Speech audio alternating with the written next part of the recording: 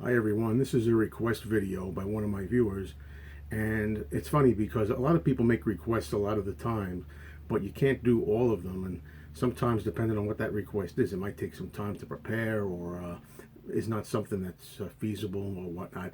But this person has actually made two requests, and I've made videos from both of his requests, so I appreciate them. I think they're both good ideas. I welcome anybody to make requests for videos anytime, but please understand, I can't do all of them, and some of them are just not practical or feasible, or they might take a lot of time. These particular ones appealed to me right away, and I was able to go right ahead and make the videos. Didn't take much planning or anything, and I like the ideas. And I'm sorry that I forget your screen name. I think it's R June 67 or something like that, somewhere around there. And please, anybody out there, don't feel badly if you make a request and I can't get to it or don't get to it or not right away. Anyway, this is an idea that I would like to put out there too for other people that have Beatles collections and are real Beatles fans. The suggestion for this topic was pick 10 albums, Beatles related, in your collection that you actually have a real like memory of or sentimental feeling that for some reason or another, when you got them, it was a very, very special event or special feeling. It's hard to word this, but that's the general idea, that these stand out for you more than most records in your collection. That there's something special about these particular records, or when you bought them, or soon after. So when I did this, I realized I didn't have just 10. There's more than 10 here. So I'm going to go through these with a little bit of a reason why I chose these albums out of all of mine that have a special tie to them for me. I'm going to start out, I tried doing these in chronological order, as best as I could remember it. We start out with these two. This is John Lennon's Shaved Fish compilation and Ringo Starr's Blast from Your Past compilation. These came out in 1975, and to the best of my memory, these may be the first two Beatles-related records that I recall actually buying on my own. Now, I was either 13 or 14, depending on exactly when I got them, but I can vividly remember where I was living at the time. There was a subway train ride that I had to take to the store. It was only a few stops, but yet for some reason, the stops where the store was located, it was not the best of neighborhoods at the time. So I always kind of felt a little nervous, like kind of getting off the train at that stop and walking to the store. And, so that's how I always remember these. But these are special to me because although it's always hard for me, unless you wrote it down, to know the exact first albums that you got, these two at a very young teenage age were the first ones that I could really recall getting. So they're very special to me to this very day.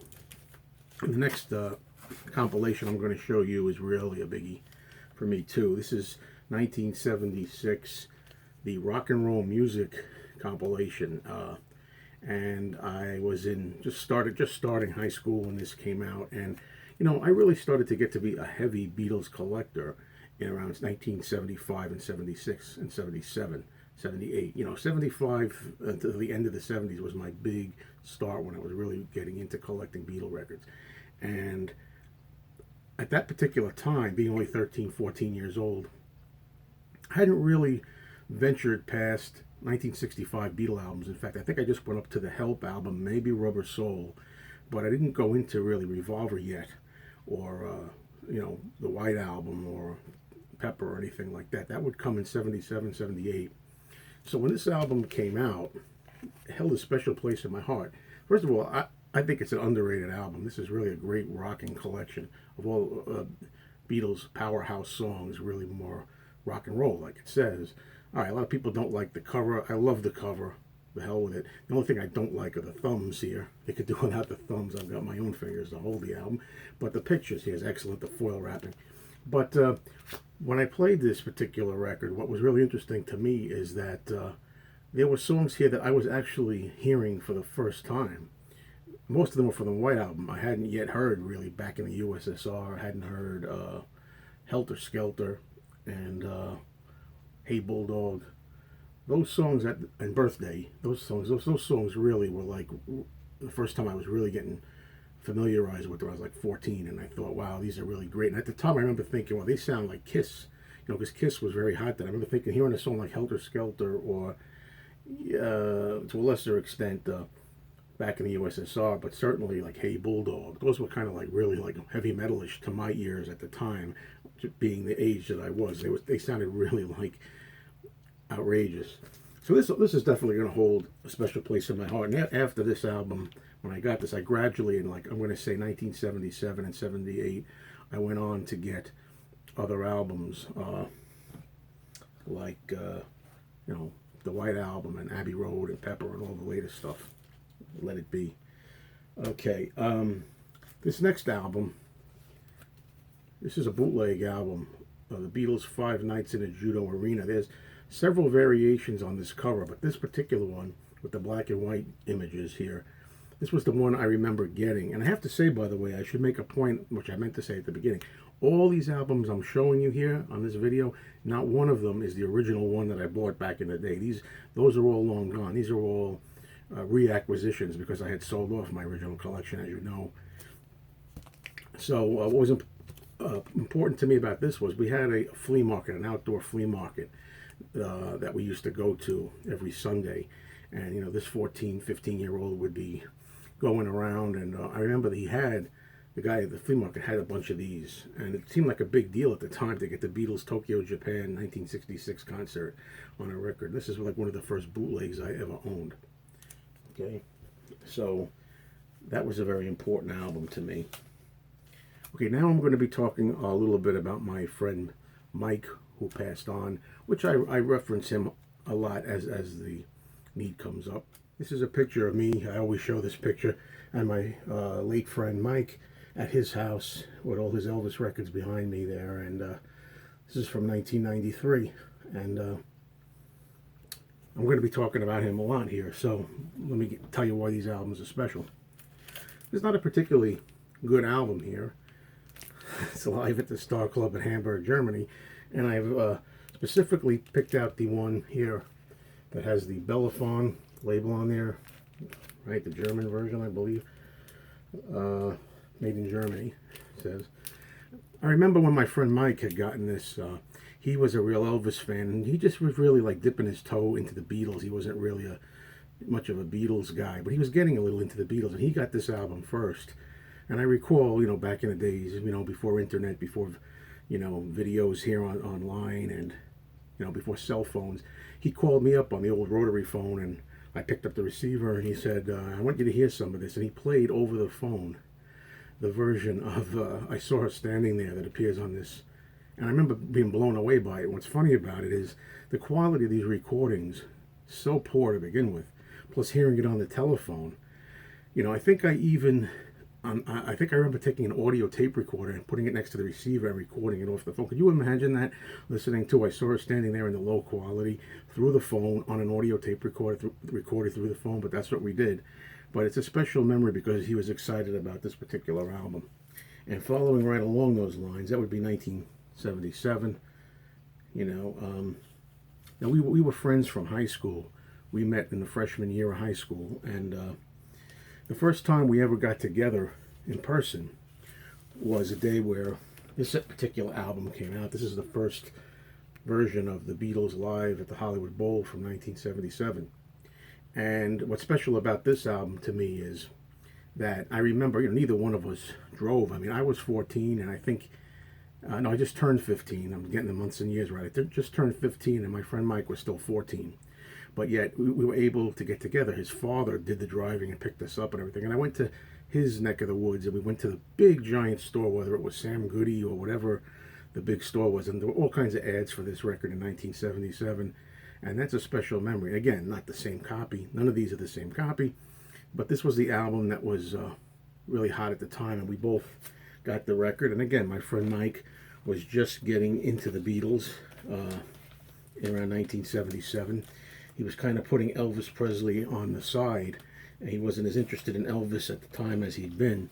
Of course, we're talking here about May of 1977, and as we all know, Elvis Presley passed away in August, and that was another story. Mike's devotion went back to Elvis after that, but I'm going to tell that story in full on the 40th anniversary of Elvis's passing in August. So sticking with Mike for a little bit longer, just one more release here. This is a bootleg album called Youngblood, which my friend Mike was nice enough to get for me by mail order. I remember one time this came to my house. Again, I wish I had the original copy. This isn't it. You'll hear me saying that over and over again. But at the time, getting material like this was really exciting. I mean, stuff like Hippie Hippie Shake, Too Much Monkey Business, a lot of tracks here that are now so common, the BBC tracks, you know. But there is also, I think there's a live show here, which is kind of interesting. There's some live tracks here. But it was nice of Mike to send me this in the mail, and I always remember whenever I think of this album, I think of him getting this for me. And that was a special thing. Okay, now we're going to veer off that for a minute. We're going to now talk about the days that I spent. I'm going to say, I'm pretty sure it was 1978. So you're talking like I'm getting to be around 16 or so. And used to go to New Jersey, Seaside Heights in New Jersey. I don't know how it is. I haven't been there since I was a teenager, so I really don't know what it's like now. I don't know if that's what Jersey Shore is about or whatever. But back then it was really nice to go there. It was a beach community, and you get a little bungalow that you rent and stuff. And all our relatives would go there, all the cousins. And what I remember about it was that, well, first of all, at that particular time is the first time in 1978 that I got into this album. And it's the Beatles' Abbey Road. This is not the original 8-track. I picked this up, a facsimile of the original one I had. But this is very important because this was how I got introduced to Abbey Road. I played this 8-track over and over and over again. And I remember that some of us cousins would have to like share sleeping quarters in the living room on this vacation when we would take the vacation to Seaside Heights in New Jersey. And summer nights we would be laying down on sleeping bags or whatever, and I had a little portable box 8-track, and I'd play this very quietly next to me at night. I don't know if anybody else any other kids wanted to hear it, but I didn't give a crap. I mean, you're going to hear it anyway. Probably played it partly so that they could actually hear it, you know, whether they wanted to or not. And it's funny now to think this album then, when I was really getting into it, was only 9 years old, you know. And anyway, I'm showing the 8-track because that's the first way I got introduced to it. But now also, while I was there at Seaside Heights, they had a boardwalk, and the boardwalk would have all kinds of games on it. You'd have like maybe somebody give you $5 or $10, which seemed like a lot of money back then. You would spend this money in quarters playing some of these spinning wheel games. You know, they had all the kind of carnival type games, and there were prizes that were hanging up there. And if you like done the spinning wheel and the arrow would stop on your number, you get to pick whatever you want. Well, I won 3 times over the course of a week or so that we were vacationing there. And each time, these are the items that I picked that were hanging up. One of them was this, which is another bootleg called Sweet Apple Tracks. Again, not the original copy. You knew that by now, right? They're all gone. But I had found this. I thought it was pretty weird to see this album offered with a bunch of regular albums up there by all different artists. So it was pretty unique. And I picked that up, and I got it for a quarter. I think I won on my first quarter that time. Sometimes it didn't take 1 quarter. You had to play for a while. But another album I won was this, Paul McCartney and Wings, just Wings, London Town. And, you know, I chose this album, which was a new album at the time. Paul was riding high with his big hit, With a Little Luck. And this was the album that was hot at the time, and it's the one that I picked. Brand new album. For only a couple of quarters or $1, whatever it was that I had spent. Also, fairly new, well, no, not new, it was maybe a couple, you know, talking about a couple of years old, was this, the Best of George Harrison. My first copy of this one I also won on one of those boardwalk pier games, you know, spin the wheel or under over or over under or whatever, you know, shoot the clown with the water, pop the balloon, whatever it is. So those were the special albums to me that I actually first won there. Okay, now I want to show you 2 albums, which I believe may have been the first albums that I ever bought. I'm not really sure. Well, I think the first album I ever really bought of a solo Beatle was Ringo Starr's Bad Boy album, which I didn't take out. But this one here, George Harrison, in early 1979, I bought this. It was one of the first solo albums that was a new release, not a compilation, but a new release that I remember buying. Later in 1979, I bought this, and I'm 17-year-old guy now, and Back to the Egg, Wings. I bought this one. So these were like really the first two albums, and I think also Ringo Starr, Bad Boy, maybe the number one of three solo albums that I bought first time. Now, another album I want to show you that was important. I'm going to say I bought this album in 1977. I want to say 77, maybe 78, I don't know. It's John Lennon's debut solo album, known as John Lennon Plastic Ono Band.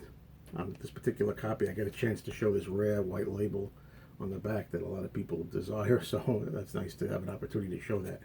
But I've told this story before when I talk about this album. I mean, this is my number one, without a doubt, experience where I was moved beyond tears emotionally.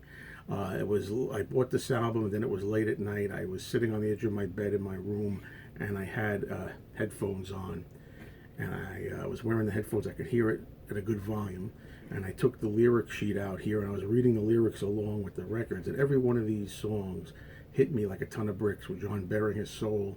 And as a kid myself that was only 15, 16 years old, going through his own teenage angst and whatever challenges we have as teenagers in school and whatnot, and with your parents and this and that, I really related to a lot of these songs, and that solidified my feeling of John Lennon being the most prolific of the Beatles, lyric-wise, and also the deepest. And it's the reason why, one of the main reasons why John is my favorite. I'll never forget this listen. Nothing can match this first listen for this album or any other album. It's the most powerful listening experience I've ever had in my life with any album. So that's why that is, of course, one of my favorites. Now, I have another memory of John Lennon, which I've told before. When I talk about this album, I became a big John Lennon fan around 1976, 77, 78. And ironically, sadly, it was around the time when John retired from the business. He decided he wanted to spend time with his son Sean, and he didn't want to make music anymore. So while I was getting to be a real big Lennon fanatic, and while I even went with a bunch of friends in 1977 to the Dakota, made one try to meet John, unfortunately he wasn't in. It turns out he was touring, or not touring a concert, but visiting, I should say, visiting Japan with Yoko and meeting Yoko's family. He was in Japan, and there I was with my friends, this 15-year-old kid trying to meet John Lennon at the Dakota. Unfortunately, he wasn't in. But finally, we heard the news that John was recording again in 1980, right? The summer of 80. And we all waited for the brand new album, Double Fantasy, and here it is. And the reason why this album is so important to me and I have such a memory with it is because I remember the day it was released, and there was a Sam Goody store, and I had to work that day. I was just had my first real job, I think it was, and I kind of raced with the car, and I was 18, and I got over there, and I remember going in Sam Goody, and there was this young girl about my age. We were looking for records, and she said, "I'm looking for the John Lennon album." And I said, "Oh, me too. I can't find. Oh, here it is." And she goes, I said, "I'm so excited about this." And she said to me, "Me too. I'm probably going to have a car accident on the way home. I'm so thrilled." We were both excited. John was back. This is the only album I ever had a chance to ever buy when it was like a new album, and John put out a brand new solo studio album. And I only enjoyed that experience for 2 or 3 weeks, because 2 or 3 weeks later, John was gone.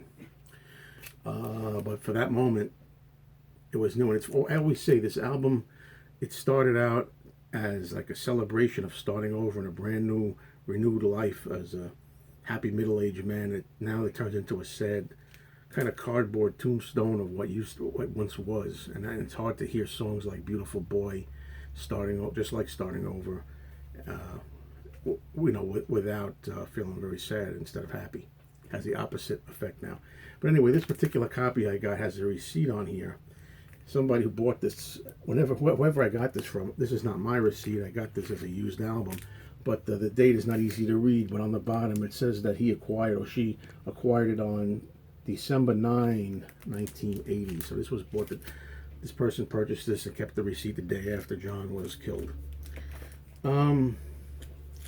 I have a couple of more, just two more albums to show you. This is a bootleg called Man of the Decade. It's really audio from a documentary of the same title. This is just the whole audio of this documentary film.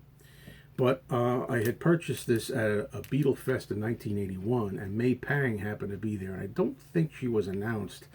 It was in Manhattan, and I don't think she was announced the first time I ever saw her. So here I was in 1981 with this album, and I just happened to see her. She was just walking around. She wasn't one of the guests or anything sitting down. She was just browsing around.